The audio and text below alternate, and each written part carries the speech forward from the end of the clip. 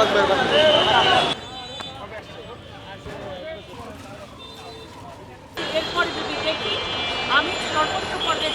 আমরা এর আগে মানে এই গভর্নমেন্ট ফর্ম করার আগে যখন অন্তর্বর্তীকালীন সরকার ছিল তখন আপনারা দেখেছিলেন যে আমরা থানা বিএনপির পক্ষ থেকে এই অবৈধ দোকানপাট উচ্ছেদের জন্য এবং পার্কিং উচ্ছেদের জন্য আমরা সরাসরি জেলা কর্তৃপক্ষ জেলা প্রশাসক বরাবর আমরা চিঠি দিয়েছিলাম। সেই চিঠি দক্ষিণ ইনচার্জ অফিসার থানা এবং model incharge officer UNO office থেকে শুরু করে র্যাব ডিবি সকল প্রশাসন কর্মকর্তাকে আমরা অনুলিপি দিয়েছি। তখনও কিন্তু ওনার সাথে আমার কথা হয়েছে এবং উনি তখন বলেছে যে দিদি এখানে এরকম হয় আমরা আর পরবর্তীতে এই ব্যবস্থাগুলো আমরা নেব না। হ্যাঁ, তো ইন্টিমেন্টি গভর্নমেন্ট আমাদের দিক থেকে আমাদের যতটুকু ব্যবস্থা গ্রহণ করার দরকার আমরা করেছি।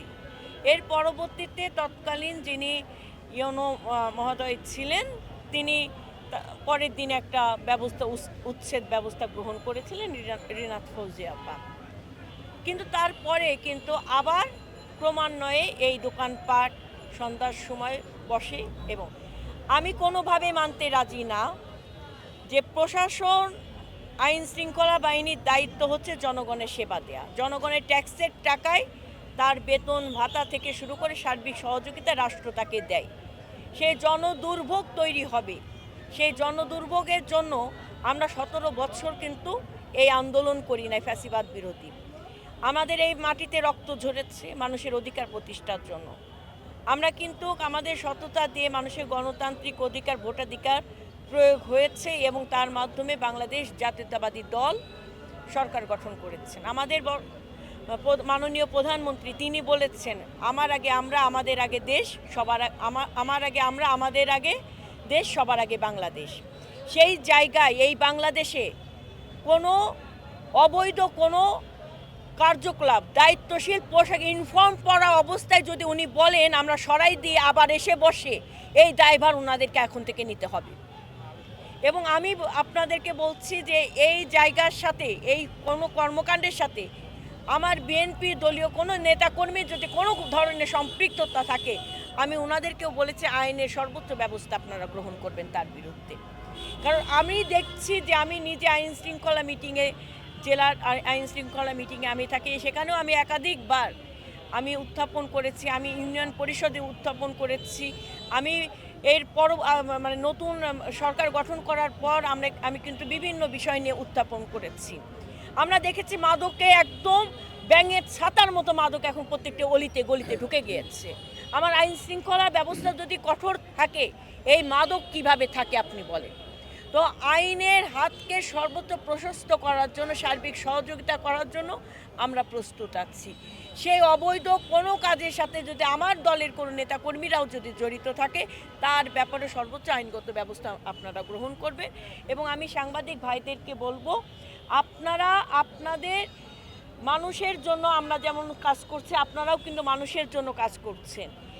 আপনারাও প্রতিনিয়ত আপনারা এইগুলো দেখবেন, ভিজিট করবেন যে এই সকল অবৈধ স্থাপনা কিংবা যেখানে যা আপনারা আনবেন আমরা সত্যতার ভিত্তিতে আমরা আইনের সর্বোচ্চ ব্যবস্থা গ্রহণের জন্য আমরা প্রস্তুত আছি। আমার কথা হলো যে নতুন বাংলাদেশে যে অঙ্গীকার করেছেন দেশনায়ক জনাব তারেক রহমান, এই বাংলাদেশ হবে গণমানুষের, এই বাংলাদেশ হবে বাংলাদেশের জনগণের এবং যার মানে এই রাষ্ট্রের মালিক জনগণ, তা সেই জনগণের সর্বোচ্চ নিরাপত্তা নিশ্চিত করার জন্য আমাদের এই সরকার যতটা আন্তরিকতার সাথে কাজ করছে। আপনারা দেখছেন প্রধানমন্ত্রী যানজট হয় তখন পায়ে হেঁটে চলে যাচ্ছেন অফিসে। আজকে তাকে সহযোগিতা করার দায়িত্ব আমাদের সকল জনগণকে, কারণ তিনি তো দেশের জন্য কাজ করছেন। ঠিক একইভাবে আপনারা যারা পোশাক পরিধান ইউনিফর্ম পরে জনগণের সেবায় নিয়োজিত, আপনাকে সকল দল মতের ঊর্ধ্বে যে জনগণের স্বার্থকে বিবেচনা করে আপনাকে দায়িত্ব গ্রহণ। আপনি যদি মনে করেন যে আপনি দায়িত্ব এড়াই যেতে পারবেন না, আপনার নাকের ডগ করে এগুলো চলে, এই বিষয়ে আপনার বক্তব্য? না, এটা নেগেটিভ। আমরা প্রতিনিয়ত ব্যবস্থা নেই, নেওয়ার পরে আবার আসে। এবার ম্যাডাম আমাকে নির্দেশনা দিয়েছে আমরা এখন থেকে আরও কঠোর এই বিষয়ে কঠোর হব। এবং পরবর্তীতে যেন মানে এই ধরনের যানজট না থাকে, আমরা এখন থেকে আরও সঠিক কঠোরভাবে আমরা ইনস্ট্যান্ট এখানে 2-3 জন সার্জেন থাকে, তো সার্জেনের সামনে কিভাবে এই স্ট্যান্ডগুলো থাকে বা চলে, তা আপনারা কি বিষয়ে কিছু জানেন না বা দেখেন না, স্ট্যান্ড আপনাদের দায়িত্বটা আসলে কি?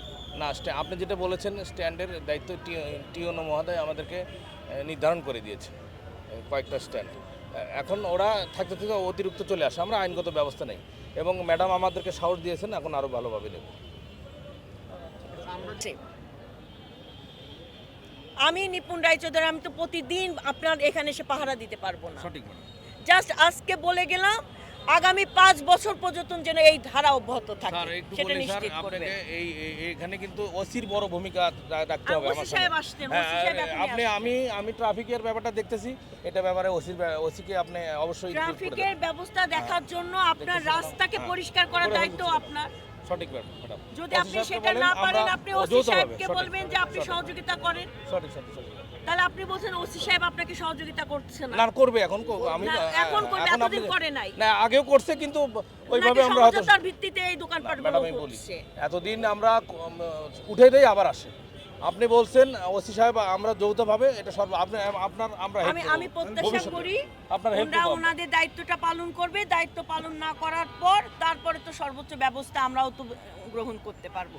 কারণ এই জনগণ যে প্রত্যাশা নিয়ে এই ঢাকা 3 আসন ধানের শীষের প্রার্থী বাবু গয়েশ্বরচন্দ্র রায়কে নির্বাচিত করেছে, জনগণের সেই প্রত্যাশা আকাঙ্ক্ষা জায়গায় আমরা সর্বাত্মকভাবে আমরা নিরলসভাবে আমাদের সেবাটা তাদেরকে দোরগোড়ায় পৌঁছে দেওয়ার আমরা ব্যবস্থা করব। আপনাদেরকে আমি অনুরোধ করব, আমাদের সাংবাদিক ভাইদেরকে, আপনারাও আমাদেরকে একটু সহযোগিতা করেন। কারণ অনেক সময় অনেক ঘটনা হয় আমরা জানিও না, কিন্তু প্রকৃত সত্য ঘটনাগুলো যদি আপনারা সুন্দর করে উপস্থাপন করেন, আমাদের মানুষের সেবা করার জন্য মানে সংকীর্ণ কোনো মন মানসিকতা নিয়ে কিন্তু আমরা রাজনীতি করি না। জীবনে সর্বোচ্চ রিস্ক নিয়ে সংসার কিংবা সন্তানের দিকে না তাকিয়ে এই দেশের মানুষের জন্য কাজ করার জন্য সর্বোচ্চ প্রয়াস নিয়ে কিন্তু একদম জৈবন থেকে নেমেছি রাজপথে। তো সেই জনগণের প্রত্যাশা অনুযায়ী যেন আমরা বেঁচে থাকি, অন্তত মরার পরেও মানুষ বলতে পারে যেন আমরা কিছু করে যেতে পারলাম, তার জন্য আমিও আপনাদের সার্বিক সহযোগিতা চাচ্ছি। ধন্যবাদ।